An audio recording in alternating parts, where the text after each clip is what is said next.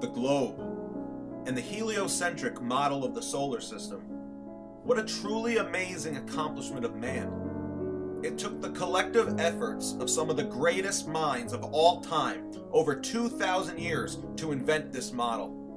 It was a reverse-engineered masterpiece. Every objection to the model always met with just another cleverly disguised reverse-engineered explanation. For example, the lacking stellar parallax was rationalized by the stars being trillions upon trillions of miles away.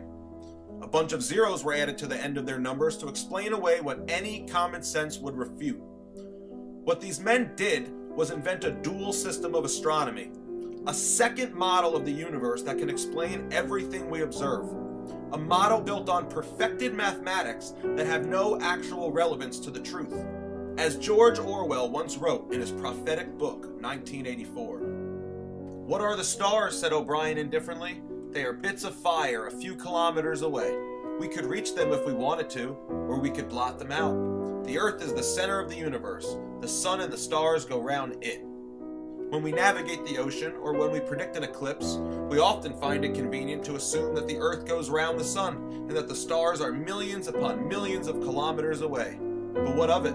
Do you suppose it is beyond us to produce a dual system of astronomy? The stars can be near or distant, according as we need them. Do you suppose our mathematicians are unequal to that? Have you forgotten doublethink? These men invented a dual system of astronomy, and these men marveled at their accomplishments. Finally, we shall place the sun himself at the center of the universe. The globe, heliocentrism, the Big Bang Theory, evolution, all pseudoscientific lies taught to us as fact, and we are taught lie after lie after lie. They need to keep us completely ignorant and uninformed, and for the exact same reason that they didn't educate the slaves. An uneducated slave was much easier to control than an educated one, and slavery still exists today. It has just evolved beyond the ball and chain. Instead of forced labor, we are allowed to have the illusion of education, and we are allowed to choose our own profession. This illusion of freedom and this illusion of choice makes us more productive. The more productive we are, the more taxes we can pay. We are all just small cogs in a massive machine. We are their slaves. We are their debt slaves. So like any slave, why would they ever tell us the truth? Knowledge is power, and he who holds the knowledge holds the power. They pretended to give us educations, but all it was a watered-down curriculum designed to prevent your mind from reaching its true potential. All it was government indoctrination, and people gobbled up lie after lie. All these lies serve one master agenda, and that's to remove God from creation. Their answer for a randomly created, godless universe was the Big Bang Theory, which requires spherical-shaped stars and planets formed through gravity to even be plausible. It doesn't work if the Earth is flat. How could they go about creating a theory of how a flat Earth, with all the heavenly bodies revolving around it, could be randomly created without the intelligence of a supreme being? They cannot. A flat, geocentric Earth proves creation, and this is a huge problem for the people who possess the power here on Earth. And here's what it all boils down to. No one can serve two masters. Either you will hate one or love the other. No one can serve both God and money. No one can serve both God and greed. The Bible clearly describes a flat and stationary earth with boundaries, a beginning and an end, as all things have. So if the earth were flat, it would prove God's word, and Satan is constantly telling us the opposite of what God's word tells us. All of Satan's lies blind us from the truth and lead us further away from God. They work hard to try to hide God from us because no one can serve two masters. They want money to be your master. They need you to be a debt slave to their grand monetary Ponzi scheme because it is you, the common worker, that keeps this matrix alive and functioning. If people knew 100% that God is real, that there truly is an afterlife, and that this physical state we are in is only a tiny blip on the radar, they would stop showing up to their dead-end jobs working for slave wages, and they would stop being debt slaves to the bankers who rule over us, and people would choose to serve God instead of money. The entire system would collapse. These carefully manufactured lies all serve one agenda, and that is to hide God, so that we will continue to serve them and their debt-based money system and not God. because no one can serve two masters.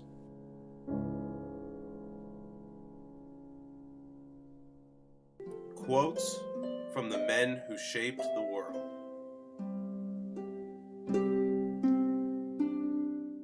It is the mark of an educated mind to be able to entertain a thought without accepting it. Aristotle.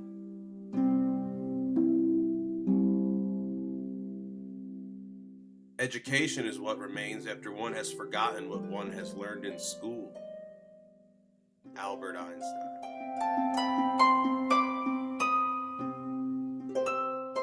Therefore, I would not have it unknown to your holiness that the only thing which induced me to look for another way of reckoning the movements of the heavenly bodies was that I knew that mathematicians by no means agree in their investigation thereof.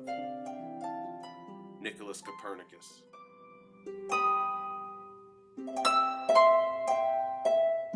This most beautiful system of the sun, planets, and comets could only proceed from the counsel and dominion of an intelligent and powerful being.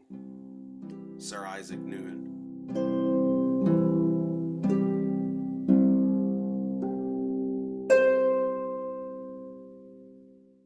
Two things are infinite: the universe and human stupidity.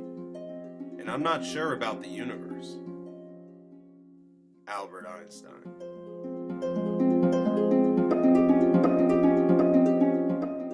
So far as hypotheses are concerned, let no one expect anything certain from astronomy which cannot furnish it, lest he accept as the truth ideas conceived for another purpose, and depart from this study a greater fool than when he entered it. Nicholas Copernicus.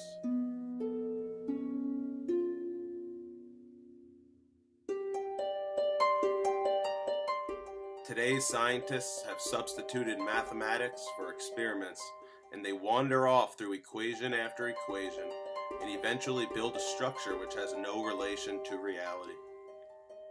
Nikola Tesla.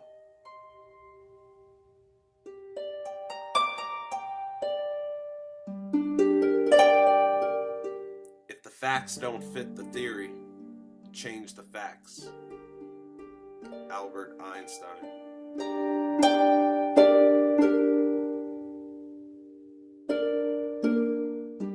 There are more sure marks of authenticity in the Bible than in any profane history whatsoever. Sir Isaac Newton.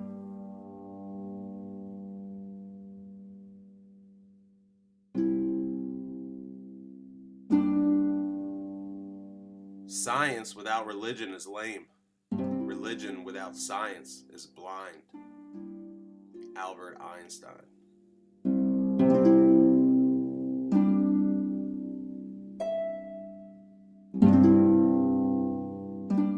Finally, we shall place the sun himself at the center of the universe.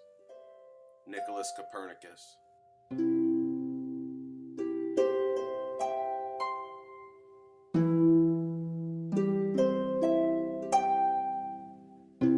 What are the stars? Said O'Brien indifferently. They are bits of fire a few kilometers away. We could reach them if we wanted to, or we could blot them out. The Earth is the center of the universe. The sun and the stars go around it. For certain purposes, of course, that is not true. When we navigate the ocean, or when we predict an eclipse, we often find it convenient to assume that the Earth goes around the sun, and that the stars are millions upon millions of kilometers away. But what of it? Do you suppose it is beyond us to produce a dual system of astronomy? The stars can be near or distant, according as we need them. Do you suppose our mathematicians are unequal to that? Have you forgotten double-think? George Orwell, 1984.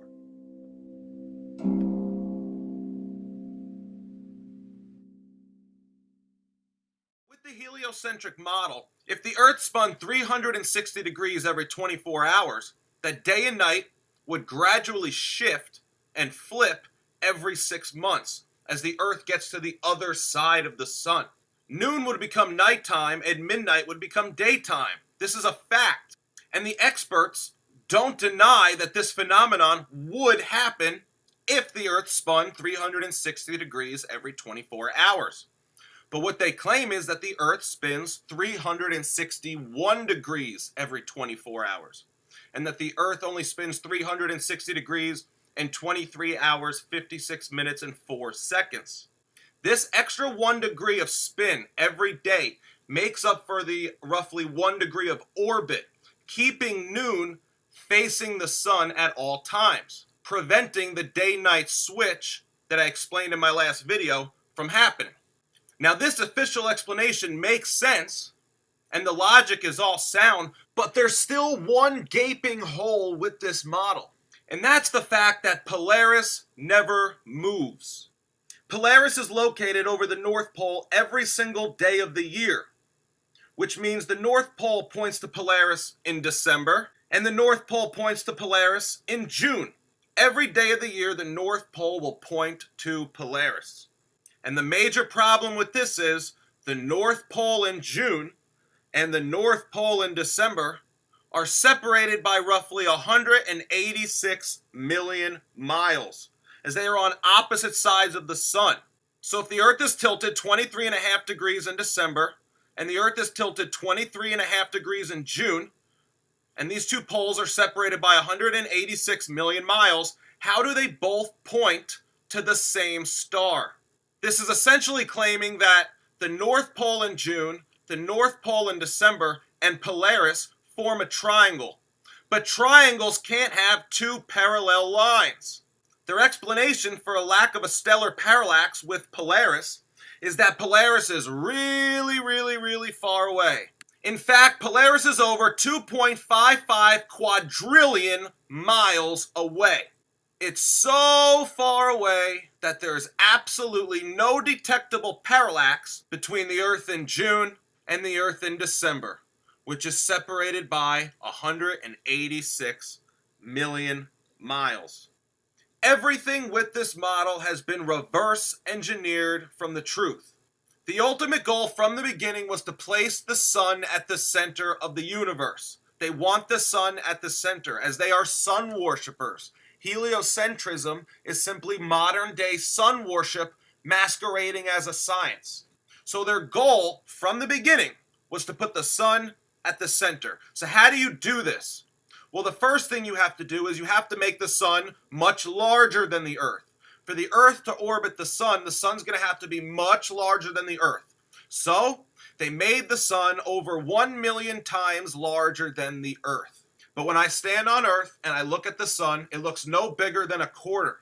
So if the sun is over 1 million times larger than the Earth, how come I observe it no bigger than a quarter? So how do you explain this? Oh, well, that's because the sun is really far away. So since we had to make the sun really big to place the sun at the center, now we have to make the sun really far away. So let's make the sun 93 million miles away. But now we've dug ourselves into a deep hole, because now we've made the diameter of the Earth's orbit around the sun roughly 186 million miles wide. And Polaris never moves. The North Pole in June is separated from the North Pole in December by roughly 186 million miles, and yet both poles point to Polaris. So how do we account for this? Oh, well, we're just going to have to make Polaris really far away to account for the fact that we see no observable parallax from June to December. So the only way to rationalize away this is to make Polaris over 2.55 quadrillion miles away. But I ask you, if Polaris is over 2.55 quadrillion miles away, how come I can see it? Oh, well, that's because Polaris is really freaking big. Polaris is 46 times the size of the sun, and the sun is over 1 million times the size of the Earth. Every explanation has to be reverse engineered, because they started with an ultimate goal of placing the sun at the center. Every other fact that they create is reverse engineered to make this work. It's just like George Orwell said in his book 1984. The stars can be near or distant according as we need them. Do you think it's beyond our mathematicians to create a dual system of astronomy? This is exactly what happened in reality. All these men that we learned about who created the heliocentric model, they had to work collectively over the span of 2,000 years to reverse engineer this model. This model comes from man. This model is built on perfected mathematics that has no relation to reality, no relation to the truth. It's simply a reverse engineered masterpiece. I chopped up scenes from that ridiculous movie Interstellar. You know that it's pretty clear that their God is gravity. It's gravity. Gravity is their answer for everything that they can explain. It's their answer for everything they can't explain that doesn't make sense on a spinning ball Earth. It's their answer for everything. How does the Earth orbit the sun? It's the sun's gravity. Why do we stick to the ball Earth? The Earth's gravity. Why doesn't the water fly off a ball that's spinning 1,000 miles an hour? Gravity. Why does the moon orbit the Earth? Gravity. What causes the tides? The moon's gravity. The moon's gravity overtakes the Earth's gravity. None of this shit makes sense. Gravity is their god. Look at the Freemason logo. The compass and square with the G in the middle. What do you think that G stands for? I've heard a lot of different theories, but the G is their god, and the G is gravity, because gravity is their god. And the globe is clearly the image of the beast. The image of the beast. The image of the beast that all will worship. Just like it says in Revelation.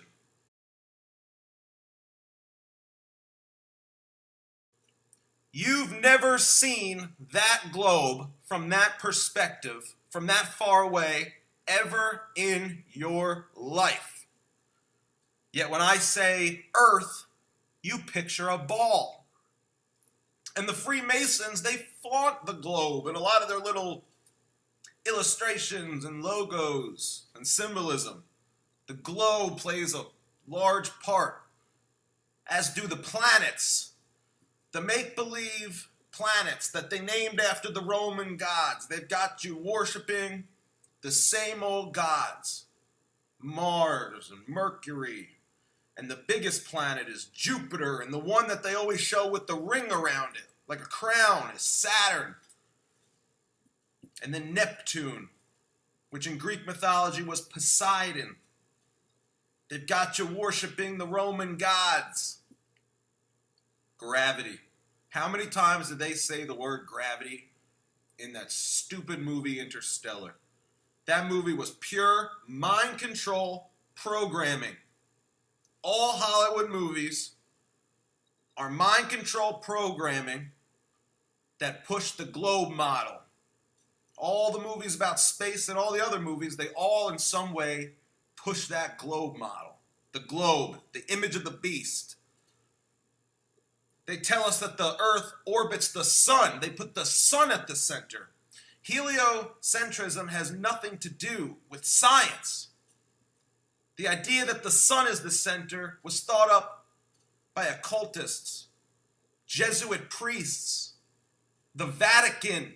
It has nothing to do with science. And they say that the Earth orbits the sun going 66,600 miles an hour. Now, I use this number because on this Earth that we live on, the number one source of information is Google. And if you Google how fast does the Earth orbit the sun, they tell you 18.5 miles per second.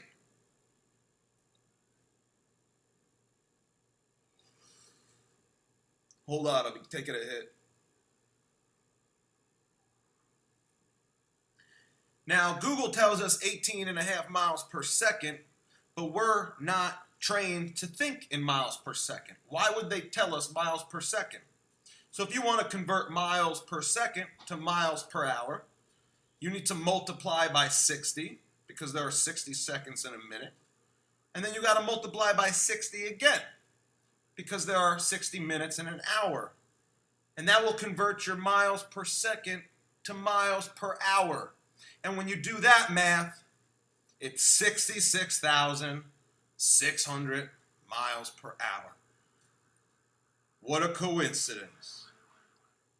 They call gravity the G-force, the force, the magical force. It's these people's magical force, just like Star Wars, like the Force. It's gravity. Gravity is their God. In the movie Interstellar, Matthew McConaughey says that gravity transcends the dimensions in time and space. Sounds an awful lot like God and not gravity. I don't know if you've seen some of my past videos, but I explain what gravity is, and I will do it again right now.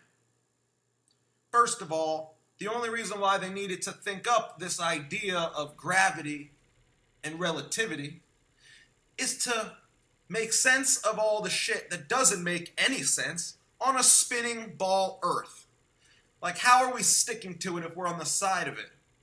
Or how come we're not flying off of it because of the centrifugal force? Or how come the water sticks to the outside of a ball? We all know that water takes the shape of its container and is always flat. So how does it stick to the outside of a ball? Oh, gravity. How come we can't feel the spin? Oh, well, everything is spinning together, including the air in the atmosphere.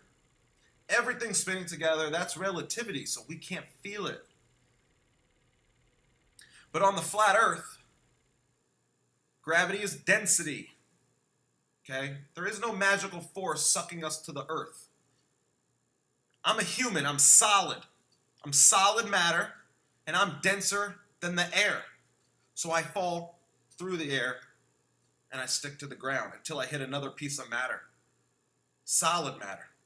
In liquid, I could sink or I could float, depending on my density and the density of the water. When you're in the Dead Sea, it's so salty and it's so dense that the water is denser than your body, and you don't sink. In the Dead Sea, you float. I've been there. I've done it. I know. Hot air is less dense than cold air, so hot air rises. Ice cubes are less dense than water, so ice cubes float on water. It's called buoyancy. That's how hot air balloons rise, because hot air is less dense than cold air. That's why helium rises, because helium is less dense than oxygen in the air. So helium rises. Where's the gravity with that? There is no gravity. It's just density and the laws of matter. Air is matter. Air is matter. The ether is matter, right? One of the states of matter is gas. If you ever filled up a balloon, you know that it takes up space. Two pieces of matter can't occupy the same piece of space at the same time. If I fall through the air, I'm going to continue to fall until I hit another piece of solid matter that I can't go through because I can't occupy the same space at the same time. That leads me to another thought. The fourth dimension is not time. Dimensions are spatial. Time is not the fourth dimension. That makes no sense. Time exists in all dimensions. In that movie Interstellar, they try to make you think that time is the fourth dimension and that time is relative. And it can stretch and it can squeeze. That's ridiculous. Time is time is time. A minute is a minute. Doesn't matter where you are. It takes you 1 second or 2 seconds to inhale and exhale. That's the same amount of time it'll take you to inhale and exhale everywhere. Time is not relative the way they want you to think it is. That's some crazy thinking by Einstein, who admitted he couldn't even prove it was real. When he died, he was so unsure of himself. He hoped it was real, but it was all his imagination. He had an incredible imagination, an infinite curiosity. Curiosity is important If you're not curious about things, you won't seek out knowledge and you won't discover the truth. And you need to seek knowledge in order to find the truth, because the truth will lead you to where you need to go. And the truth, no matter where you begin, always leads to the same place. And it's not gravity, it's God, and it's Jesus. That's why following the truth is so important. Some people are willingly blind to the truth. They don't want to know the truth. It's too scary for them. Ignorance is bliss for these people, but that's not acceptable. You can't achieve bliss by way of ignorance. It's just not an acceptable way of living. But there is a mass awakening happening all around the world, and it's starting to happen in this country. I've been waking up people left and right, and it's been getting easier. People are doing it on their own now, and then coming back to me and telling me what they've discovered, and it's amazing watching it. That's why I do this. I do enjoy watching people wake up. It's the greatest gift I can give people, is their brain back, their ability to think. If I could give that back to a person, that's all I want out of this YouTube channel. Real quick, I want to address the idea of the ice wall. And when we say the ice wall, what we mean by that. A lot of the people who are skeptical are saying, if there's this great ice wall, how come there's no pictures of it? Well, there are hundreds, if not thousands, of pictures of the ice wall. So I think there are some misconceptions about what we mean when we say the ice wall. All we mean, when I say we, I mean myself and other flat earthers when we use the term ice wall, which is the wrong term to use. All we mean is the coast of Antarctica. And there are pictures of the coast of Antarctica and the Antarctic shelf all over the internet. This is the ice wall that we're referring to. Okay, so I think a lot of people think when we say ice wall, they're thinking about the wall on the exterior, like where I put this red circle. They're thinking about the absolute limit, like the wall of like a dome. Like if we were under the dome, they think when we say ice wall, that the ice wall is the dome or the wall that Truman reaches. They think we're talking about like an igloo wall. That's not what we mean. We're not talking about the exterior part of Antarctica. We're talking about the coast. Just the ice that surrounds the water, the container of the earth. The ice wall, it varies in height. It gets as high as about 2 miles at some places. I think it averages maybe a half mile high. This is the container that holds the world's oceans in. Water always levels out and always takes the shape of its container. This model has level water and a container, which is the Antarctic continent that surrounds us. It's not on the bottom of the ball. It's actually the ice that surrounds us and holds the oceans in.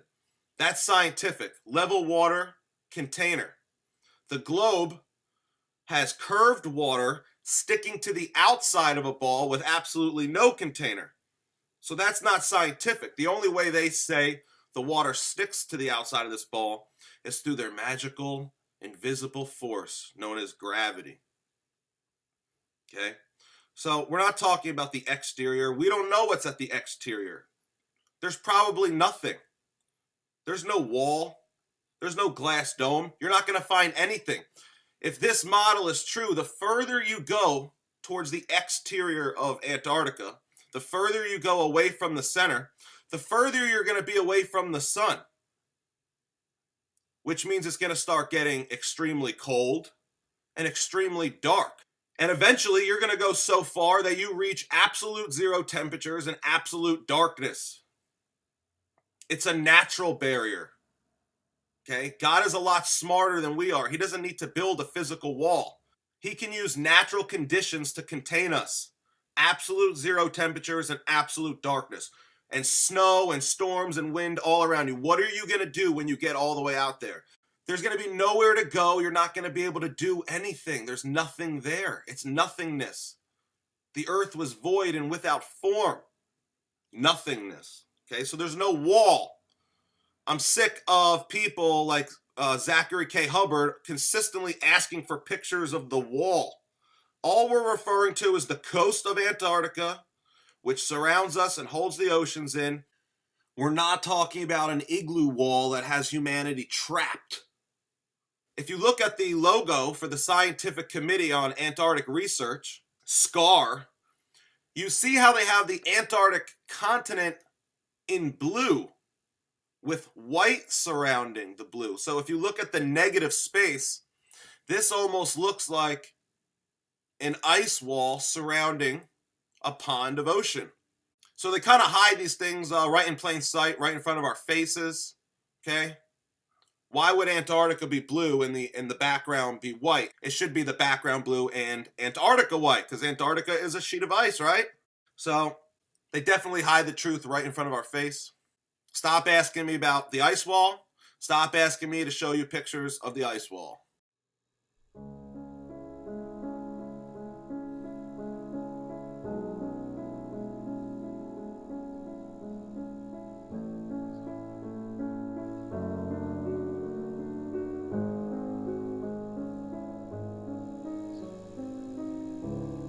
When I say the name Jesus Christ, an image pops into your head.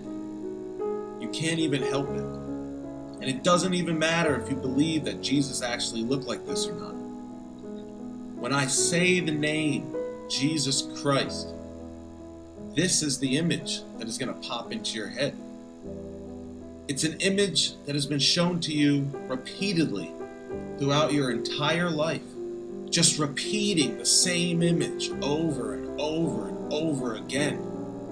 That's called brainwashing.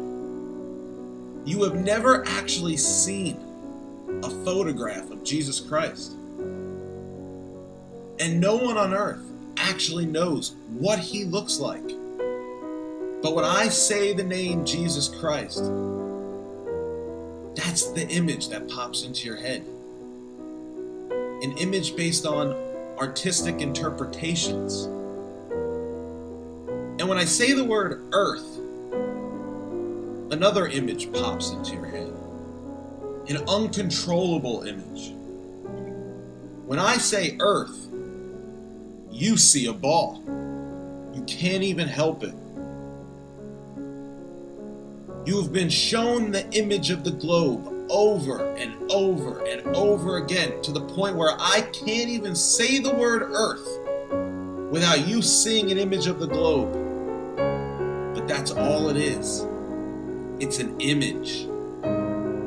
Just like the images of Jesus Christ. You have never seen a genuine photo of the earth from space. All they have are CGI, composites, and artistic renderings.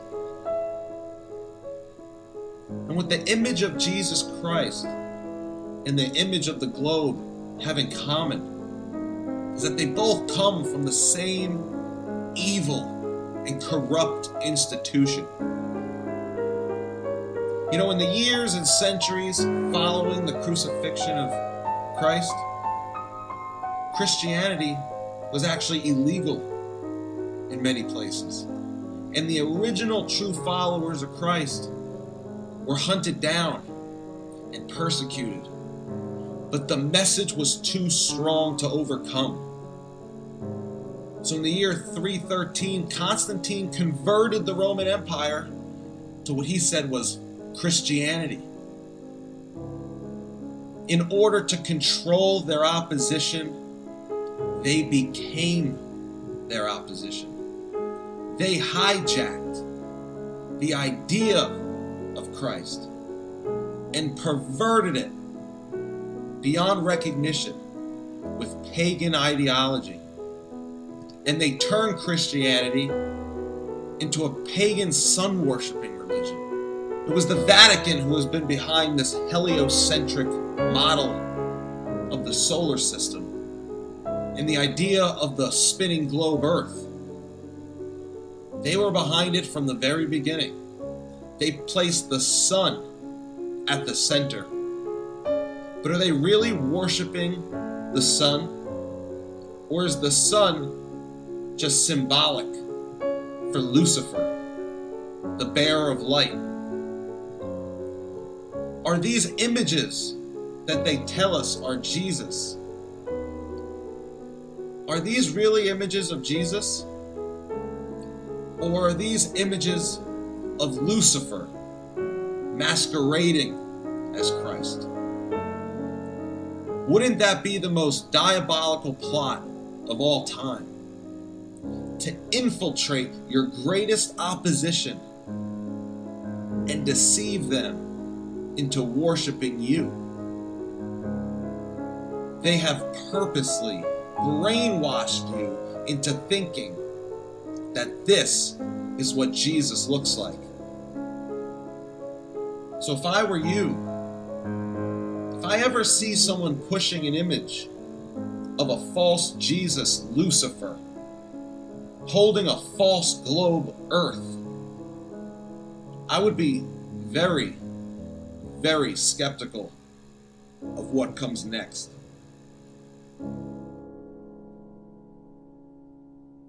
Share with you this article that's on nasa.gov. It's about Robert Simon, aka Mr. Blue Marble. It's from about 3 years ago, and it's a little interview. They ask him a bunch of questions, and I found some of his answers rather interesting. So let's take a look. What do you do, and what is most interesting about your role here at Goddard? How do you help support Goddard's mission? His answer was, my role is to make imagery from Earth science's data. Okay, he makes images. He does not take photographs. I turn data into pictures. I look for new interesting events that NASA satellites have seen or that are hidden in the latest data to find anything interesting that shows off NASA's unique capabilities. Yeah, unique capabilities as in creating CGI Earth planets. It's not unique at all.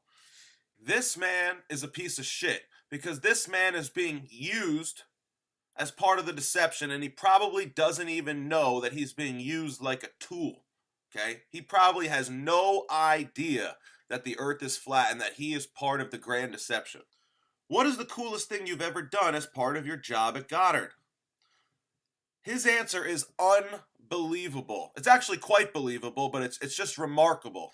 The last time anyone took a photograph from above low Earth orbit that showed an entire hemisphere, one side of the globe, was in 1972 during Apollo 17.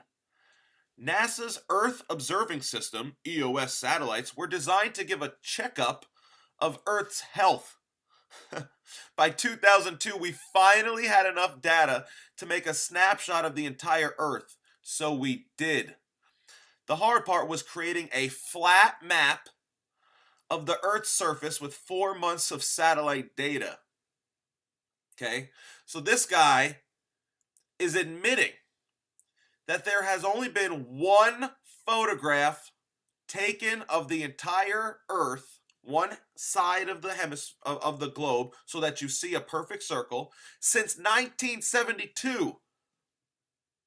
This guy made the blue marble, I believe, in 2004.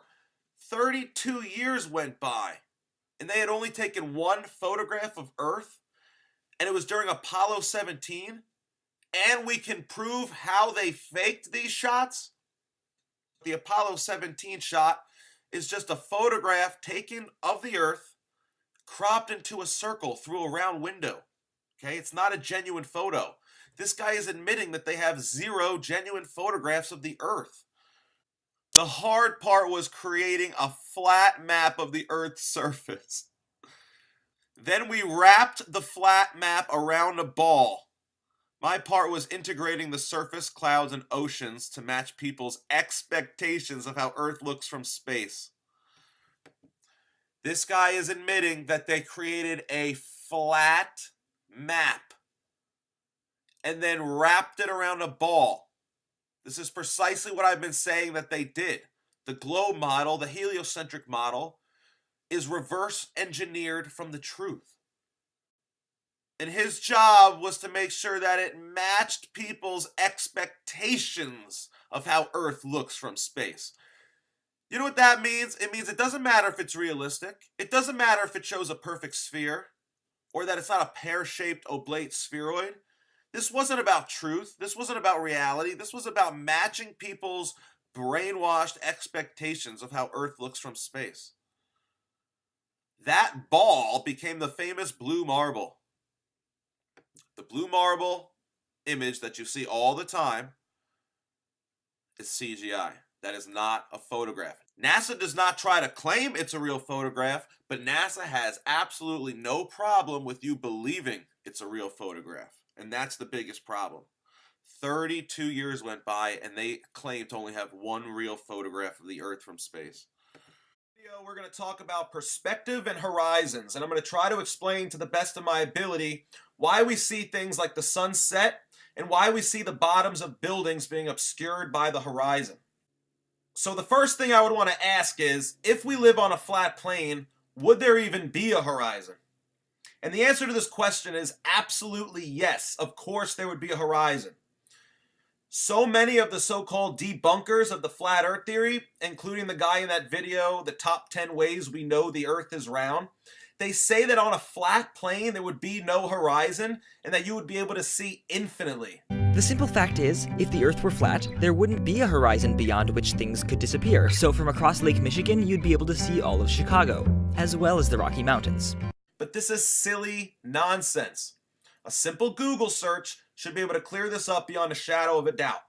So for all you non-believers out there who say there would not be a horizon on a flat plane, let's go to this website called askamathematician.com and see what they have to say.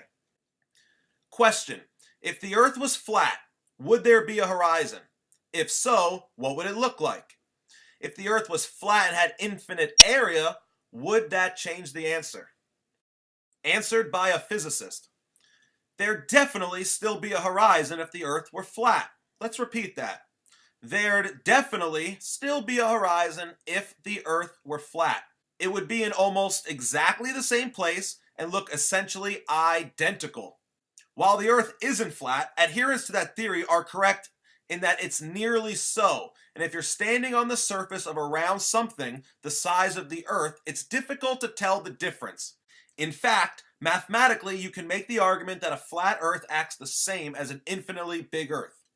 So basically what they're saying is the horizon on an infinite flat plane would work the exact same way as it does on a ball with the radius of 3,959 miles. You wouldn't be able to tell the difference. It works the exact same way. So let's begin by looking at this perspective diagram. As you can see, all these horizontal parallel lines all converge at the vanishing point on the horizon as they get further away from the observer. So the lines that are below us appear to go up in the frame as they get further away, and the lines that are above us appear to go down in the frame as they get further away. This is similar to what it would look like if you were looking down a long hallway. When you look at this picture of a hallway, we know that both the walls are parallel with one another. And we know that the floor and the ceiling are also parallel with each other. But our eyes do not see them that way. Our eyes converge them all at the horizon. So this is a first-person perspective. Okay, you are the observer in this picture. But let's take a look at what this would look like from a side angle. All the horizontal lines that are visually parallel, they all visually intersect at the horizon. Okay, so it forms a right triangle here, with the horizontal line being at eye level, and the hypotenuse is the ground. It appears to go up to the vanishing point, to the horizon, which is right here. So we know that all these horizontal lines converge at the horizon, and they will radiate out of the horizon. All these radiating lines are actually parallel, but our eyes don't see them that way. So a lot of these flat earth debunkers, they make side view illustrations that show these horizontal lines parallel, like this, when they should be making their illustrations like this. The higher up the horizontal parallel line, the steeper the angle at which it converges at the horizon. Okay, so notice how we have a red solid line as the ground. You can't see through the ground. The ground is a true limit. So these radiating lines here, they stop at the ground. But in an upwards direction, all these horizontal parallel lines radiating out of the horizon, they continue to go. There's no limit in an upward direction. That's why I've continued these lines. So the higher up the parallel horizontal line, the steeper it converges at the horizon, at the vanishing point. Now also, a lot of flat earth debunkers, they try to say the sun would never set on a flat earth, and they create side view illustrations like this. And they say, look, this is the angle at which the observer would see the sun, and at no point will the sun ever fall below the ground. And they say the same things for objects on the ground that are moving further away. They say the boat will never vanish beyond the horizon. But this type of side view illustration is completely wrong.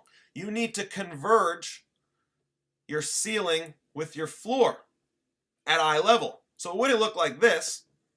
These horizontal lines wouldn't look like this, and you wouldn't be viewing the sun and the objects on the ground like this. What actually happens is it all converges at the horizon. So this is a much more accurate and factual side view illustration. And when Cash is looking at the sun, this is the angle in which he looks at the sun. And when he's looking at objects get further away from the ground, this is the angle in which he would look to see those objects on the ground. Okay, so most flat earth debunkers get this completely wrong. Now we know all the horizontal lines converge at the horizon, including the ground. Now I've continued the ground in this illustration so that I can make a point. Because if these lines are all converging after the horizon, let's pretend like they diverge, right? Theoretically. So I've continued the ground. Now if there was a boat sailing away from Cash, when it's closer, he's going to be looking slightly down to see it. And as it gets further away, he needs to look a little further up, and a little further up, and then a little further up. When the boat gets the same distance away from the observer as the distance to the horizon is, Cash will be looking 0 degrees, completely horizontal and parallel with the ground. He'll be looking straight ahead. Now, what if the boat gets a further distance away from the observer than the distance to the horizon? What if the boat got to here? Well, now Cash would have to look in an upwards direction to see something that we know is below him. It's not possible. It doesn't work.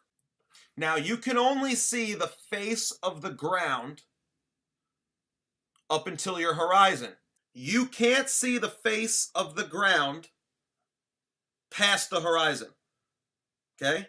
Cash can't see the ground from here to here, but he could see things that are above the ground for a little bit past the horizon. That's another function. The higher an object is above the ground, the further you can see it past the horizon, but you can't see the ground past the horizon. So if the boat was a little bit past the horizon, but had about 10, 20 feet of height on these sails, this is what Cash would see.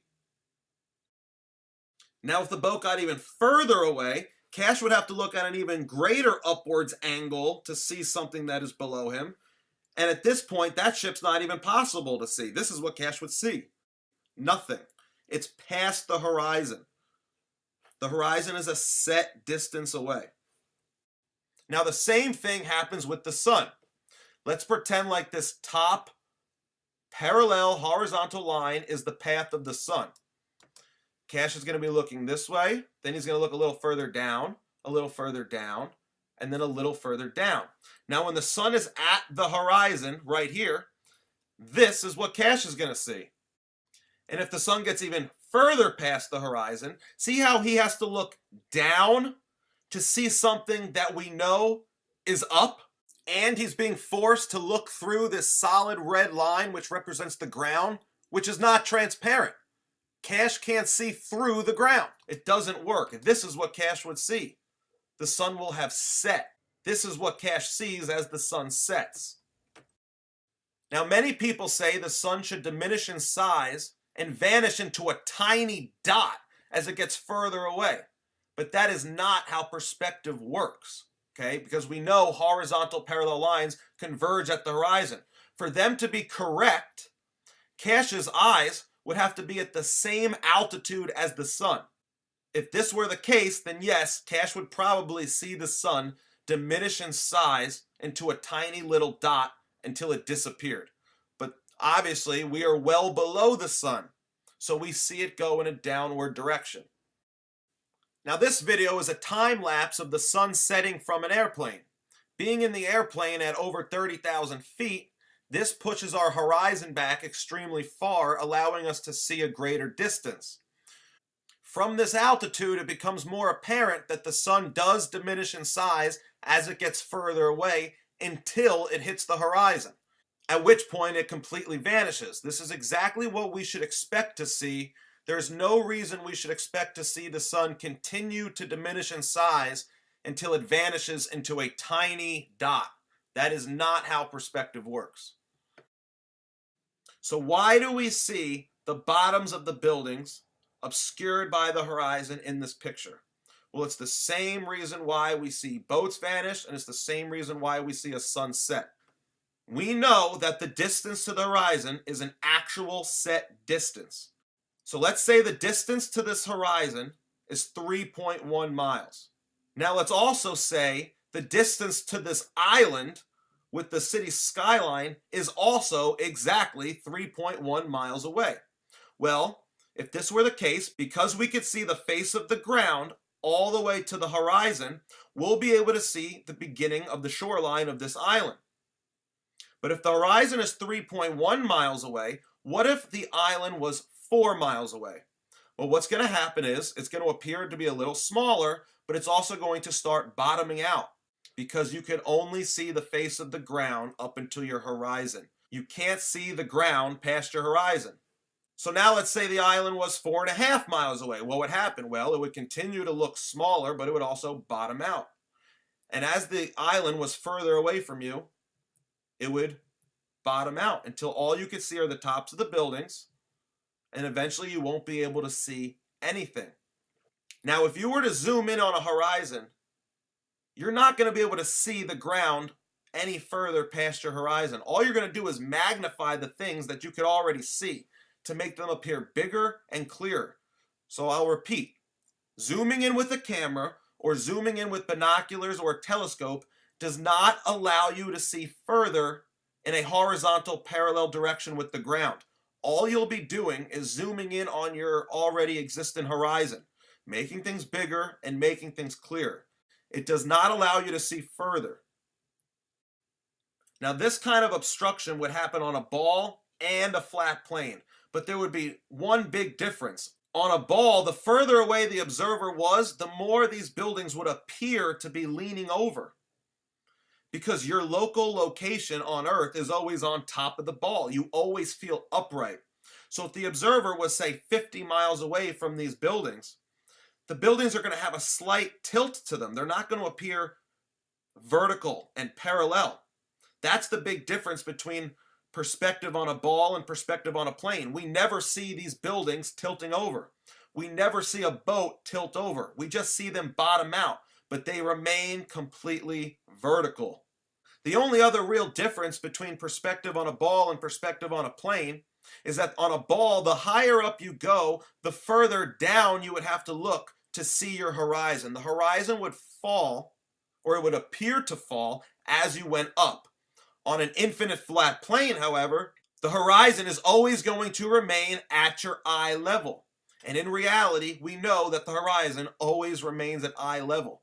So reality matches up with the perspective optics of a flat plane, and it does not match up with the perspective optics of a round ball. So as you can see, these objects in the distance aren't leaned over, they're not slanted, they're just obscured by the horizon because they're a further distance away than the horizon is, so they appear to bottom out. They're not leaning over. Okay, so as we zoom out, guess what? We have the same horizon. Zooming in didn't allow us to see further. All it did was magnify things and make them clearer to see. Things we could technically see with our human eye if our eyes were good enough to see that far. Learning perspective really is the most important thing to realize you live on a flat plane. So many of my commenters and so many of my globe earth defenders, they don't understand perspective. They all think they do, but they don't. They understand size perspective, that objects appear to get smaller as they get further away, but they don't understand horizons at all. So many of my commenters actually say that there would not be a horizon on a flat plane. Once you say that, the argument is over. They don't teach you perspective in schools. The only people that learn perspective are artists and like architects. They don't teach this to the common person. Why do you think that is? They don't want you to understand how your senses work. They want to keep you as dumbed down and as uninformed as humanly possible. This makes it easier to control you. They want you to deny your own senses, deny all common sense, and then put your faith in them. Trust them. Trust the experts. They know better. They're smarter than you. You're dumb. They're smart. Trust them. The Matrix relies on this type of thinking. They don't want people to be able to critically think for themselves. The biggest thing is how the sun works. The sun is the key to this whole theory. Okay? The sun spirals in a circle above the flat earth. When the northern hemisphere is in summer, say on the summer solstice, the sun would be making a circle around the Tropic of Cancer. Then as the days get shorter and the sun starts setting further and further into the south, which on a flat earth map is the outer rings, it's because the sun starts to spiral outwards. When we reach the fall equinox, and I'm talking about the northern hemisphere, obviously, because I live in New Jersey, the sun will be spiraling over the equator. Equinox, equator. This is why it's always hotter near the equator, because they're in the middle of where the sun goes to. So they're in the average. They're right in the middle. So they always have the best sunlight, the best angle and the best rays of sunlight. Now when we start heading into winter, by the time we reach the winter solstice, the sun will be spiraling around the Tropic of Capricorn. And then it will, when the days start getting longer, it will start spiraling inwards. Now picture, not a physical dome, but picture a firmament sky dome, if you will. Like in a planetarium, when you look up at the sky, the ceiling is a dome. So picture everything is dome shaped. Not that there's a physical dome, like a Truman Show, like what Mark Sargent is shilling, but picture just a sky in the shape of a dome, essentially. And the stars are in that sky firmament, and they rotate around us. And the sun is somewhere in that firmament dome shape as well. And when the sun is spiraling over the Tropic of Cancer when we're at the summer solstice, it's at its highest point because the center, the middle of the dome, is higher. And as it goes outwards, it also goes downwards. It's an up and in, down and out. In fall, the sun falls. And in spring, it springs back up. Make sense? Thank you. The sun goes clockwise. The clock face makes sense on a flat earth. You ever see a yin-yang? A yin-yang is the sun and the moon circling the flat earth. Like the tortoise and the hare. The sun, as it goes outwards and the spirals become bigger, the sun speeds up. That's how it maintains a 24-hour day. So the sun is always changing its speed, going faster and slower throughout the year. But the moon stays steady. It remains at a constant rate, and twice a year, the moon will overtake the sun. It's called the eclipse. Those are our stars. That's our moon. That's our sun. The Bible says that God made the sun and the stars and the moon for the signs, seasons, days, and years. It says that those are what creates those things. Where science says it's the movements of the earth that creates the days and the years. The Bible says the earth is stationary, it does not move. But science tells you that it's the earth's movements that create all these things. It's always the opposite. If God made the moon for the sign, seasons, days, and years, well then the moon was made for the months. The months. That's why we have the moon. The lunar cycle keeps track of the months. So what did the Vatican do? They took us off a calendar that has the months linked to the moon. They will do anything to remove God from society, and they will do anything to do the opposite of what's true. Always. I mean, I feel like I'm repeating myself because I've said this in other videos, but this is how they do it. They tell you that you evolved from nothing, when the truth is you devolved from God. That is the exact opposite. They always do that. And our whole lives, we get brainwashed by the globe. Everything is reinforcement of the globe model. All the movies, the shows, schooling. Oh, it's disgusting. All the shills, all the controlled opposition shills out there use a globe in some way or another. Alex Jones, Prison Planet, David Icke, Mark Dice. It's a common theme. It's a red flag. Like if someone doesn't speak out against Israel or someone's a Zionist supporter, that's the biggest red flag that says they're not a legitimate truther, right? Well, the second one is if they use that image of the globe. And I know that's ironic I say that as I'm getting high, because my new little profile picture is the image of the globe, but it's the image of the globe in a cage. Okay? Because that's really what the globe is. They put you in a cage that has no bars. If you think that if you keep going one direction, you'll just end up back in the same place and that there's a finite amount of land and it's all been discovered, you won't go and try to discover more land. It's a trap. It's a very effective way of keeping the herd contained. Because that's all you are. You're goyim. You're cattle. The globe. Let me ask you a few questions about the globe. Let's just say you start drilling. Let's just say the center is not hot and you could theoretically drill all the way through. Through the center, right? You'll be drilling down. When you start your little venture, you'll be going down. But when you come out the other end of the ball, you would have to be coming up out of the ground. So when does down become up? Logically, at the exact center of the ball. Down flips to up, right? The gravity point has to originate at the exact center point of this ball for this whole theory to work. So let's just say you do. You drill all the way down to the core. What's going to happen to you down there? Are you automatically, you're just going to like have a flip of consciousness? It makes no sense to me. Let me ask you another question about compasses. Make no sense on a globe Earth. They make perfect sense on a flat Earth.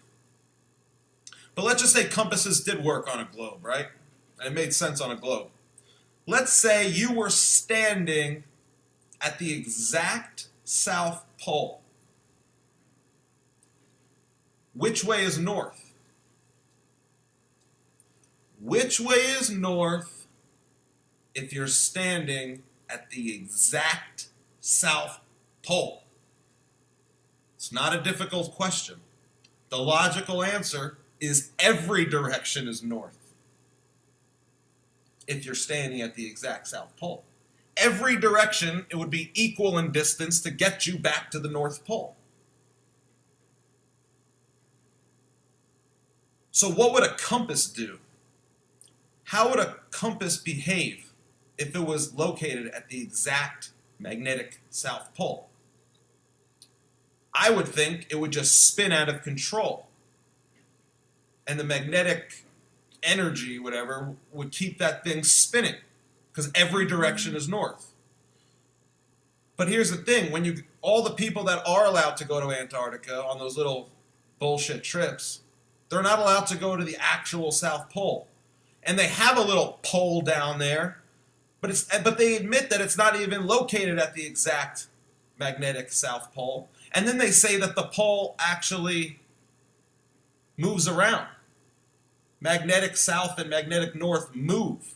So you can never actually find it exactly, which is, really convenient. Because then you'll never be able to figure out what a compass does at the exact South Pole. That question can never be answered. And there are periods of the year where the North Pole experiences 24 hours of darkness. When we're in winter. That's because the sun is so far, it's out by the Tropic of Capricorn, that the light never reaches the North Pole for the entire 24-hour day. And there are periods of the year where the North Pole has 24-hour daylight. And that's pretty much because the sun's circling along the Tropic of Cancer. And it's right above you. It's right above the North Pole. But these periods of 24-hour darkness or 24-hour daylight, they don't exist at the South Pole. To me, this makes sense on a flat Earth. Makes no sense on a ball Earth. Here's my flight path that I took when I traveled to Israel. And my next video I'm going to make is going to be me talking about my trip to Israel. We're going to get into some details. I'm going to tell you about that.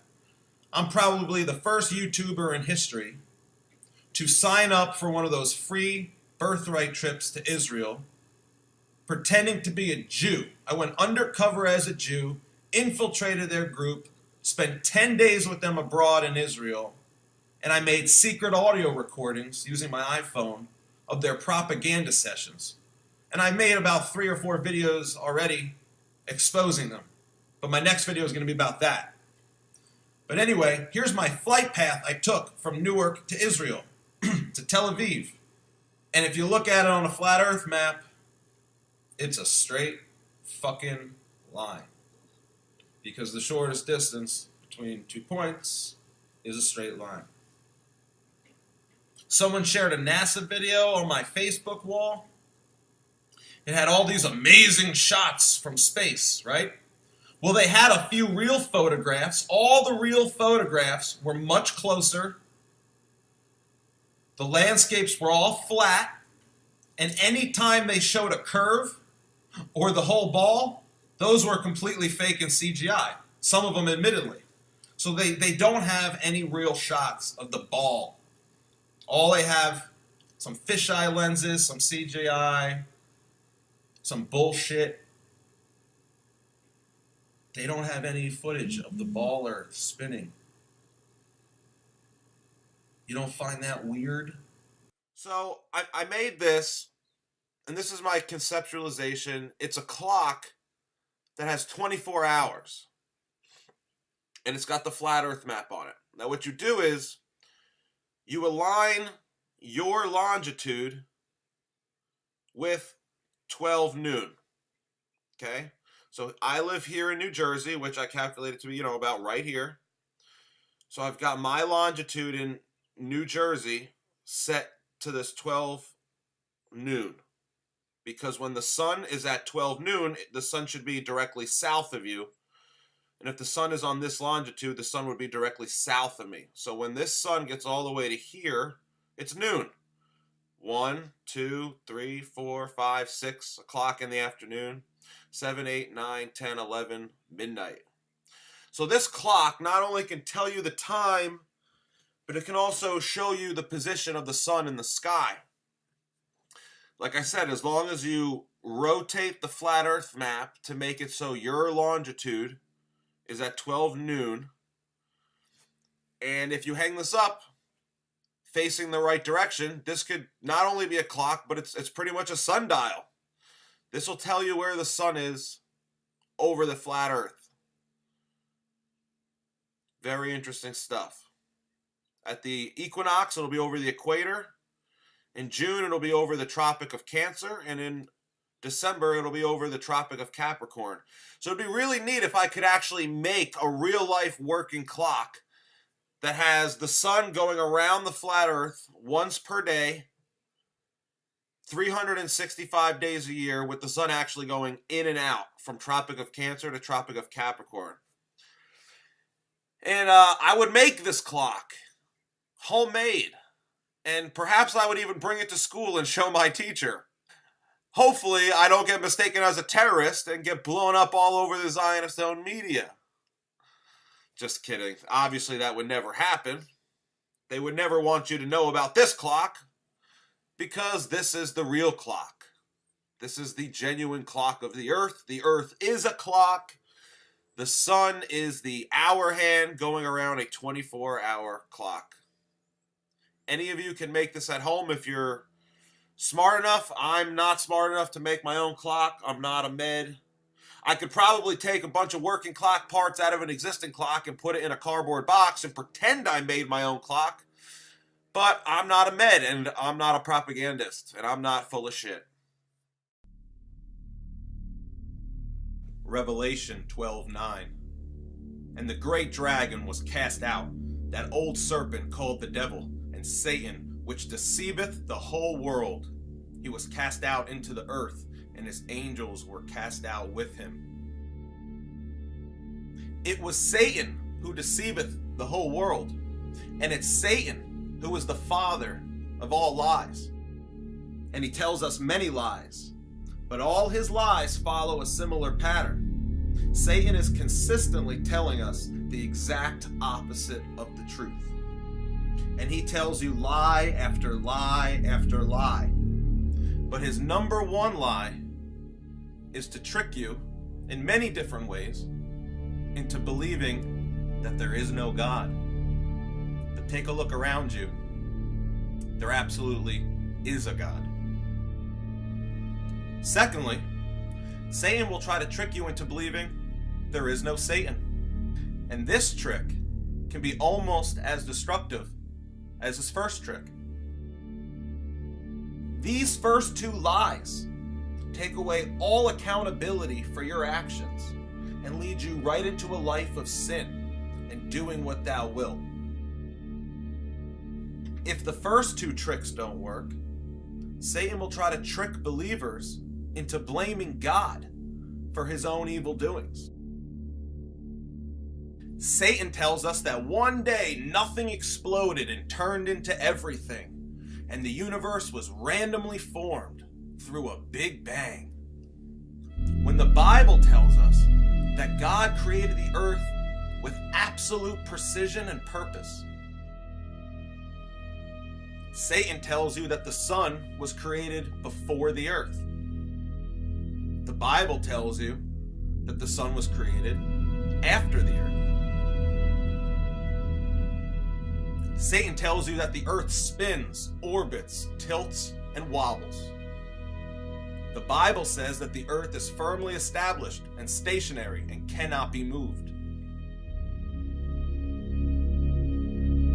Satan tells you that the earth revolves around the sun. The Bible tells us that the sun revolves around the earth. Satan tells you that you evolved from nothing, when the truth is, you devolved from God. Evolution requires a massive amount of death before man. The Bible says that man came before death. The synagogue of Satan believed that the new day begins at night, when the Torah states that the new day begins at day. The synagogue of Satan believed that the new year begins in the fall, when everything is dying. When the truth is, the new year begins in the spring, when everything is being reborn. Satan tells you that the earth is the same as all the other so-called planets in the sky. He tells you, as above, so below. When the truth is that the earth is the only physical plane of existence, and that nothing on earth is like what's in heaven. Satan tells you to do what thou wilt. The Bible tells you to submit to God.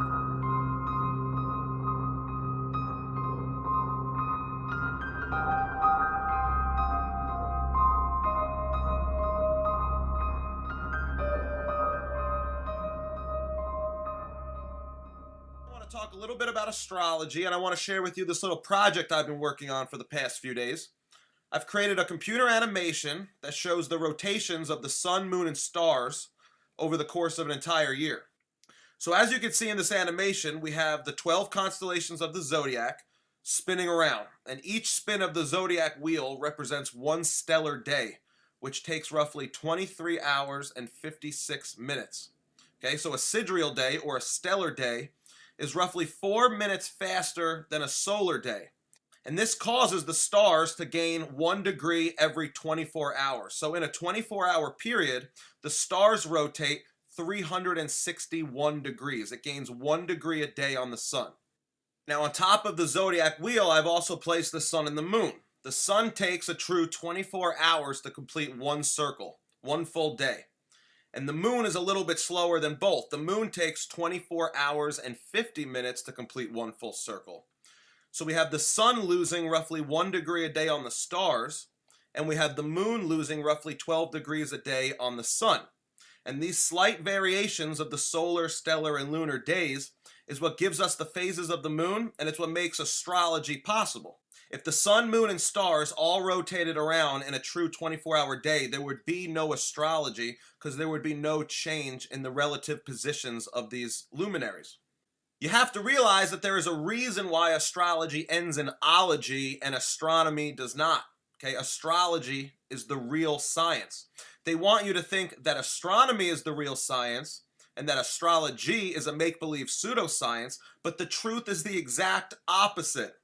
Okay, it was J.P. Morgan who was once quoted saying, "Millionaires don't use astrology, billionaires do." And that's because the elite who practice the occult and who are in possession of this sacred knowledge, they know very well that astrology is a real thing. The sun, the moon, and the stars are lights in the sky that give off energy, frequency, and vibration. And these energies and frequencies have an effect on human beings and our emotions. So the positions of the luminaries relative to each other at the very moment of your birth create like a timestamp that sticks with you for the rest of your life. Now, most of you are probably already familiar with your sun sign. Your sun sign is based off where the sun was positioned within the zodiac wheel at the time of your birth. And because the sun loses 1 degree a day on the stars, after 30 days, the sun will lose 30 degrees, which causes it to fall back into a new sign. So the first sign is Aries, which begins on March 21st, the vernal equinox. And the first sign begins on March 21st because the real first day of the new year is actually March 21st. The new year should begin in the spring. That's just common sense. It would only make sense that the new year would begin in the spring, the time of new growth and new life. The Julian and the Gregorian calendar start the new year on January 1st, and we know this is wrong. And the Hebrew calendar starts the new year exactly 6 months later, in September. The exact opposite. This is completely wrong. They do this because Satan and the people of the synagogue of Satan, they do everything in opposites to spite God. This is Satan's sense of humor. So the synagogue of Satan will say that the new year begins in the fall, when everything is dying. And they also say that the new day begins at sundown, at nighttime. Okay, did you hear me? They actually believe that the new day begins at night. Now, all we have to do is use the Torah, use Genesis, to prove that this is the exact opposite of the truth. In Genesis, it says that God called the light day and the darkness night, and that God separated the day from the night with evening and morning. Now in Genesis, at the end of every day of creation, it says, and the evening and the morning were the first day, or were the second day, and so on. Every day of creation ends with that phrase, and the evening and the morning. So let me just clarify that the word day has two meanings. It can mean a full day, as in a 24-hour solar day, or it can mean the time of light, or daytime. So every day, a 24-hour day in Genesis, ends with the phrase, the evening and the morning. So the day ends after morning, or the day begins at daytime. Does that make sense to you? The order goes day, evening, night, morning. Day, evening, night, morning. That's the order. The day begins at day. That's common sense, and it lines up with Scripture. Doesn't that make more sense to you? That the day should begin at day and the day shouldn't begin at night? They do things the complete opposite. Just like it makes sense that the new year should begin in spring, the time of new growth, okay? But the synagogue of Satan does everything in opposites. So they claim that the new day begins at night, after evening, and they claim that the new year begins in fall, when everything is dying. So I guess the point I'm trying to make after that huge segue is that the first sign, Aries, begins on March 21st because March 21st is the actual first day of the new year, the vernal equinox. So 3 months later, the stars will have gained 90 degrees on the sun, and now the sun will be in the sign of Cancer.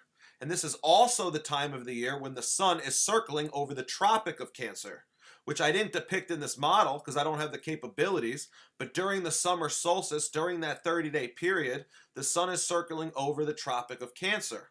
And during the winter solstice, during the sign of Capricorn, the sun is circling over the Tropic of Capricorn. So that's not a coincidence. The two tropics represent the lines of latitude the sun spirals between. The sun is never any further north than the Tropic of Cancer, and the sun is never any further south than the Tropic of Capricorn. Okay? That is the only reason why the tropics are even a thing. It's the only reason why they were created. Now, this is true on the globe model or the flat model. The sun will never be directly overhead any further north than the Tropic of Cancer, and it will never be directly overhead any further south than the Tropic of Capricorn. This is true on the globe model or the flat model. So most people are familiar with their sun signs, but they're not too familiar with their moon signs. The moon sign represents where the moon was in relation to the stars at the time of your birth. So because the moon loses 13 degrees a day on the stars, the moon will fall through all the signs roughly once a month. So while it takes the sun a full year to fall back through each sign of the zodiac, it only takes the moon 1 month to fall back through each sign of the zodiac. So calculating your moon sign is actually very easy. You can either go to a moon sign calculator on the internet and have them do it for you, or you could try to figure it out yourself, and it's very easy. The first thing you got to do is look up what the phase of the moon was at the time of your birth.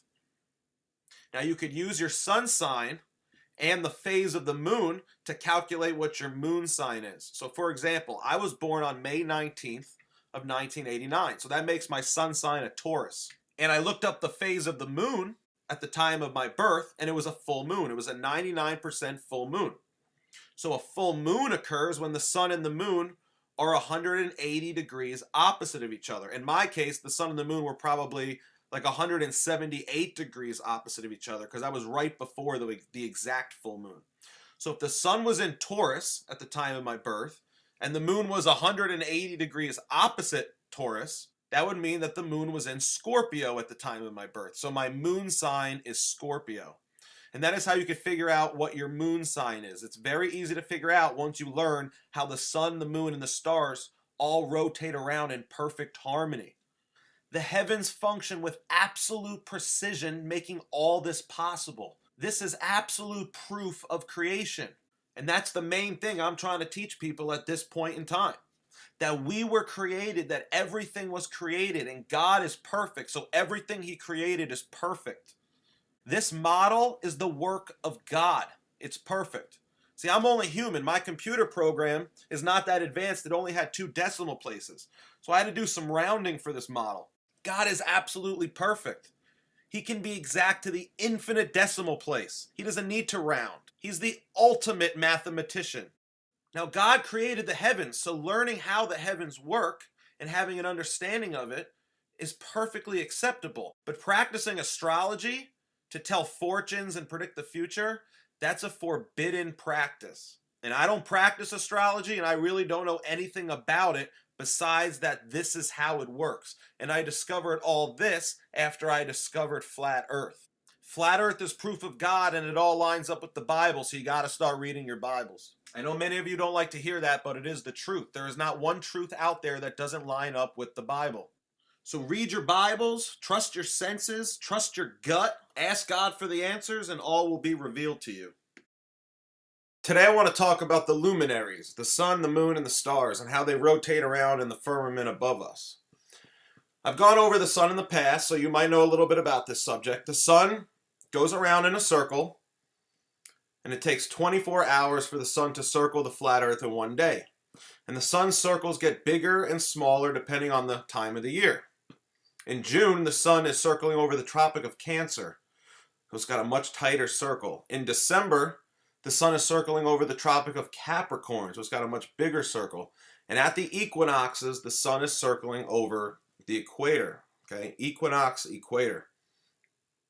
Now the moon also circles above the flat earth, but the moon is slightly slower than the sun.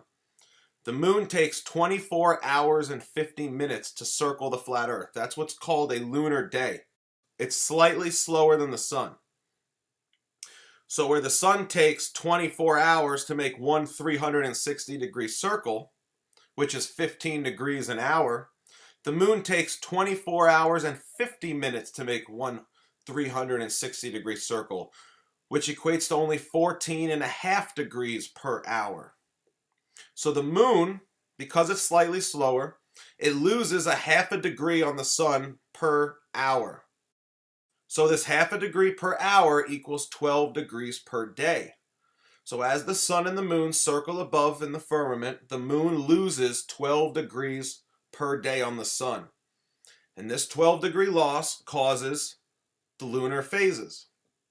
So as you see here in this little animation, we've got the sun and the moon circling above, 1 hour at a time. And by the time the sun gets back to its original position at 12 noon, after one full day has gone by, the moon has lost 12 degrees on the sun. And this happens every day. And this loss of 12 degrees per day is what's going to cause the phases of the moon. So if you were to look up at the sky on day 1 at midnight in New Jersey, the moon would be here. And if you were to look up at the sky at the exact same time on day 2, the moon would be here. It's lost 12 degrees. It's 12 degrees further to the east. And if you were to look up at the sky at midnight on day 3, the moon would be 12 degrees further, and 12 degrees further, and so on and so forth. The moon loses 12 degrees per day, and this causes the phases of the moon.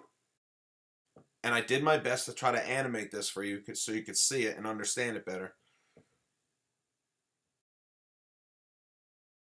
Now the stars are slightly different. There's something known as a sidereal day, which is slightly shorter than a solar day. A solar day is a true 24 hours. A sidereal day or a stellar day is what's slightly shorter by 4 minutes. A stellar day is only 23 hours and 56 minutes. So because it's 4 minutes faster than a regular day, this 4 minutes equates to 1 degree. So the stars all rotate around Polaris every single day, but because they're slightly faster than the sun, it gains 1 degree per day, and this causes the stars to shift 1 degree per day roughly, or roughly 7 degrees per week.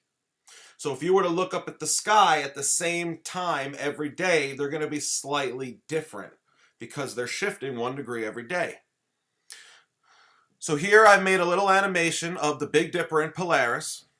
I'm not going to include all the rest of the stars in this because, I'm not a computer whiz, but I can do the Big Dipper and Polaris. And every day it circles around Polaris. Polaris never moves. The North Star never moves. I know in my little animation it's bouncing around just a little bit here, but it's supposed to be constant. It never moves. It's a guide. So 1 rotation equals 1 stellar day. Now because it gains 1 degree per day, if you were to look up at the sky at week 1, you're going to see this. And week 2, if you were to look up at the sky at the same time, it's going to be shifted 7 degrees. And week 3, it's going to be shifted another 7 degrees roughly, and week 4, and week 5. And throughout the year, the constellations will constantly shift because they shift 1 degree a day roughly. And we have 365 days a year. So it's slightly less than 1 degree, but you get the point. This is how the constellations shift throughout the year. And this shift causes the constellations to be in a different spot throughout the year. And when this happens, you get fall, winter, spring, and summer. The 4 seasons. This symbol is an ancient symbol. You might know it as the swastika, but what it really means is the 4 seasons, because if you were to look at the Big Dipper throughout the year, this is what it's going to look like. Constantly pointing to the North Star, which never moves. So you got your spring, summer, fall, and winter. Unbelievable stuff. And it never stops. It just rotates around. People are having a hard time conceptualizing how east and west and north and south work on the flat earth. So if you take a look at the flat earth map, it's kind of like a bullseye with the North Pole, magnetic north, in the exact center. So if north is the exact center, which way is south? South is opposite north, just like on a globe. So if north is the center, then south is the outer rings. Now let's just say you were in Newark, New Jersey, where I am. North is going to be facing the center. South is going to be opposite you. West will be to your left, and east will be to your right. But what you have to realize is all directionals, even on the globe Earth, are derived off of where north is. That's how compasses work. Okay? So, on the flat Earth, west is really you traveling clockwise in a circle with an even radius going around magnetic north. That would be west. West is clockwise. It's the way the sun goes. East would be counterclockwise with an even radius around magnetic north. That is how people claim to have circumnavigated the globe from east to west. They're not going around a ball, they're going in a circle around a flat plane. That is also why no one has ever circumnavigated the globe going north to south. It's impossible. You can't do it. Once you reach north, once you reach the center, you keep going. Now you're going south again. You're never going to come back underneath the ball because it's not a ball. If you could do it, it would have been done.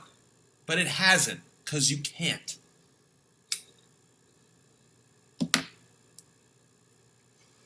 There are a lot of trolls out there trying to debunk flat earth, and they come up with all sorts of false proofs, false debunkings. Some guy said to me, so you're telling me on a flat earth, you can go in any direction and reach Antarctica? No, numbnuts. The only reason why you think you can go in any direction to reach Antarctica is because you're not capable, your peanut-sized brain is not capable of conceptualizing north, south, east, and west on the flat earth map. You can only go south to reach Antarctica, just like on a globe. No matter where you are on the globe, if you go south, you'll reach Antarctica. And on the flat earth map, no matter where you are, if you go opposite north, which is opposite the center, then you're technically going south and you'll reach Antarctica. You cannot go east or west to reach Antarctica. East and west are just circles, clockwise and counterclockwise. And if you go north, you'll reach the center. And if you keep going, you'll be going south. So no matter which way you go, you're going south to reach Antarctica. And I'm sorry if you're not smart enough or clever enough to figure out how north, south, and east and west work on the flat earth map. So enough of this globe nonsense. I'm sick of it. The earth is not a ball. Water doesn't curve. Water doesn't stick to the outside of a ball. The horizon is not curved. The horizon is flat. No matter how high up you go, the horizon will rise up to your eye level and remain flat. The earth is flat. And I'm positive people are waking up to this fact. You can see it. You can see it by the number of videos on YouTube and the number of posts on Facebook. People are waking up. It's possible that, maybe 2 or 3 short years from now, You know, the mainstream comes out and confesses the earth is flat. That's possible. When the so-called new world order or the new paradigm begins, it could be a flat earth paradigm, believe it or not. And they're going to make you think that you're enclosed and you're trapped. Or you really are going to be enclosed and trapped. There could be other geothermal earth ponds, like Matt Boylan believes.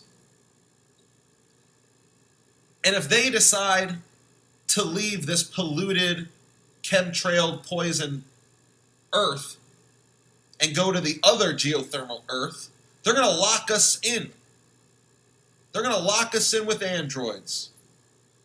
Just like in Matrix Revolutions. I just want to tell you this story real quick. I was just on Facebook, and one of my Facebook friends, who I don't really know him that well in real life, but this guy, he shared this article that said, over 10,000 new photos of the Apollo missions released by NASA to put an end to all conspiracy theories once and for all. And I couldn't help myself, so I commented on this guy's link, and I said, listen, dude, NASA lies. NASA is the government lies, and we never went to the moon, and these photos are fake. This is all just a giant hoax, and they're lying to you, and they're manipulating us through their propaganda. And the second I said this, and I wasn't insulting, I wasn't condescending, but the second I told him that we never went to the moon and that NASA lies, this guy immediately turned on me, and so did a bunch of his friends. They instantly started calling me stupid, tinfoil hat wearer, retard, conspiracy theorist, you name it. They called me all the names that they're pre-programmed to call me, okay? And all I was doing was trying to help them. All I was trying to do was show them truth. Because even though ignorance is bliss, knowledge is power, okay? And the truth will set you free. There is a reason why these people lie to us, okay? They hold the knowledge, and knowledge is power. Okay, he who holds the knowledge holds the power. There's no reason for them to tell you the truth about anything because they want to keep the power for themselves. So my intentions were good. I was trying to help these people, and they all turn on me, and they tell me to kill myself. They tell me to literally go buy a gun or a rope and kill myself, and they also told me to not breed. They said that someone should cut my balls off and that I shouldn't breed because they don't want to have stupid kids in the world. And multiple people, not just one person, but multiple people, just for telling them the truth, just for telling them that NASA lies, they advocated that I kill myself and that I should never breed. Okay? This is how bad the mind control has gotten.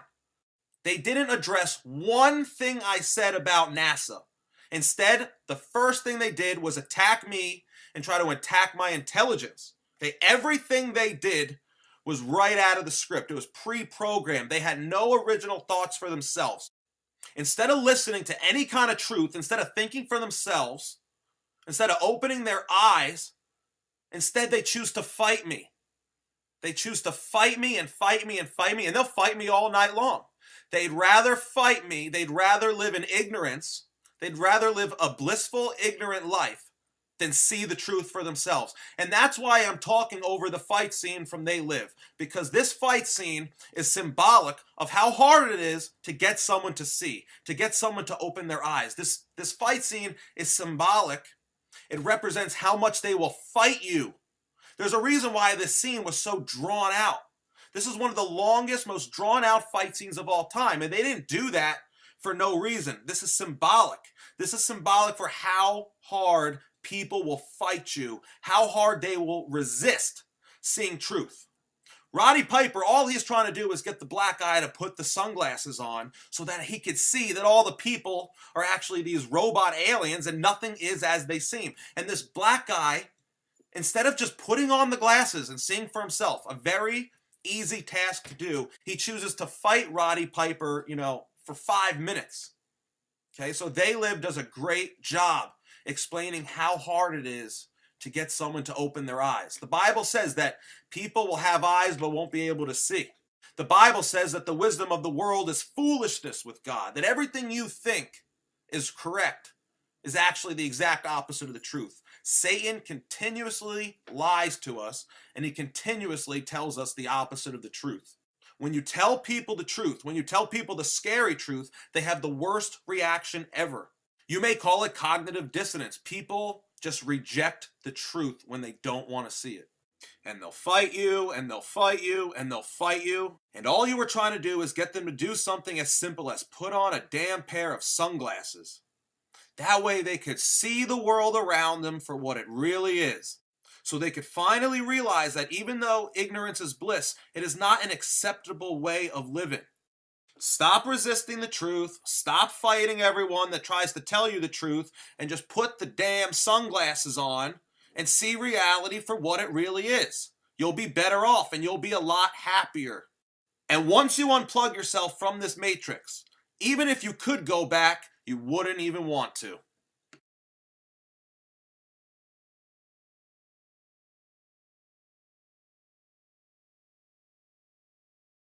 Explained how I think the sun would work on a flat earth. And I could pretty much answer any questions or any doubts anyone would have. It all makes sense. And pretty much what I said was that the sun is doing a spiral. That's what creates the seasons, longer days, day and night. It's not a circle. We're not orbiting in a circle. The sun is doing a spiral. And I believe I said, why would we circle if everything in life is a spiral? And I pointed out the golden ratio and the golden spiral, the Fibonacci sequence. It's pretty much the basis of my idea. Then I come across this video just now on Facebook. And I got really excited because it says the old heliocentric model of our solar system, planets rotating around the sun. And then they show this great graphic, this great digital imaging. And they said it's not only boring, but also incorrect. And I was like, yes! And then I saw that. They're not saying the Earth was flat, and that's why the heliocentric model was wrong. They're saying it's wrong because our sun and our entire solar system is also moving through space at 70,000 kilometers an hour. So the Earth is spinning 1,000 miles an hour.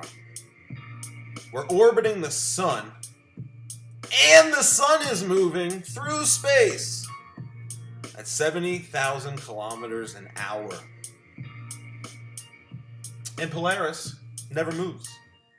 And images like these have been created all over the world. Let's watch this video.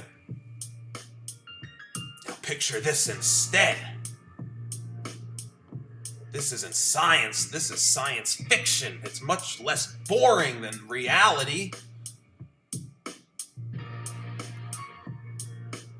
Look at us go, spiraling throughout the universe.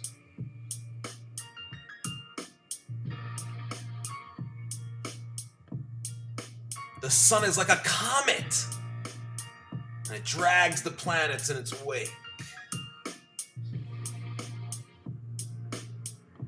Vortex? Can you say bullshit? I find the timing of me coming across this video really strange.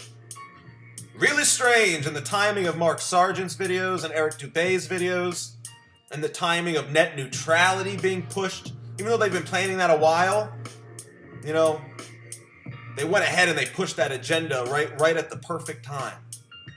Urgency. They had a sense of urgency behind that. And I was already pissed off after watching this video, but what really pissed me off was this part, when they ask us why this is important. Because rotational motion and vortex motion are two completely different things. Life spirals. Yeah, life spirals. It doesn't circle. Life's a vortex. Not just a rotation. I wonder where the fuck I heard that before, maybe 2 days ago. Oh, you see what they're doing with this bullshit?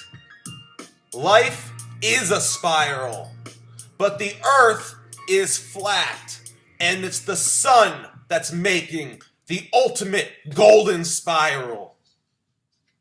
Use your brains. Forget what you've been taught. When they teach us these things, they try to make it seem really complicated, really complex. And then you start doubting yourself when it doesn't make sense, but you accept it anyway. You accept something that doesn't make any fucking sense to you. Let me ask you a few questions.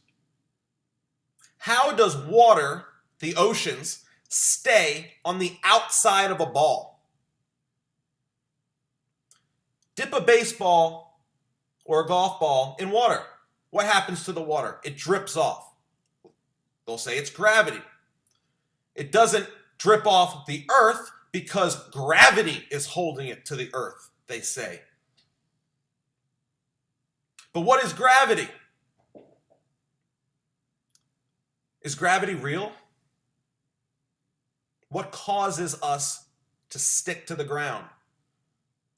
Well, what it really is pretty simple. It's density. Why does ice float on water? Because ice is less dense than water. Why does hot air rise? Because hot air is less dense than cold air. Why does helium rise? Because helium is less dense than oxygen. Why does an apple fall from its tree? Why do solid matter fall? Because solids are denser than air. That's what gravity is. Yet they'll tell you gravity is what keeps the water on the ball that's spinning 1,000 miles an hour, orbiting the sun, and flying through space at 70,000 kilometers doing a vortex. Yet you can't feel it. You can go outside when there's absolutely no breeze whatsoever.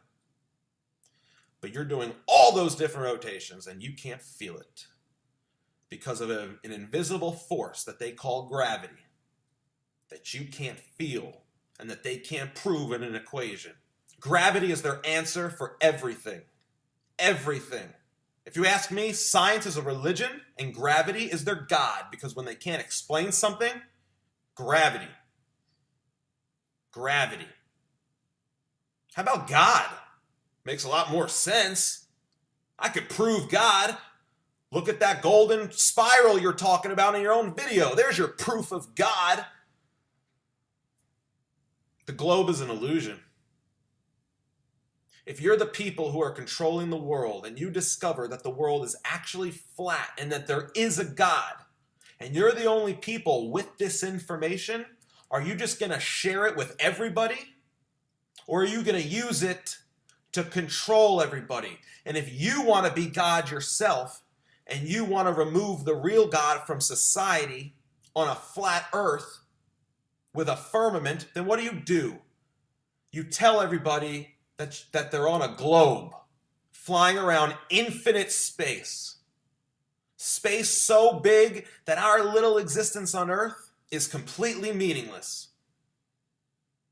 They want you to think that you are nothing, that the Earth is just a cosmic accident, that all this was created by the Big Bang, which was nothing exploding into everything. So science tells you that we came from nothing. Yet religion tells you that we came from God. What came first? Religion says that God made man. Science says that man invented God. Science and evolution require massive amounts of death to create human life, to get to the point of evolution to human life. Science says death brought on man, whereas creation says that man brought on death. Science is the exact opposite of creation, of the truth. And what came first? Who's holding the grudge?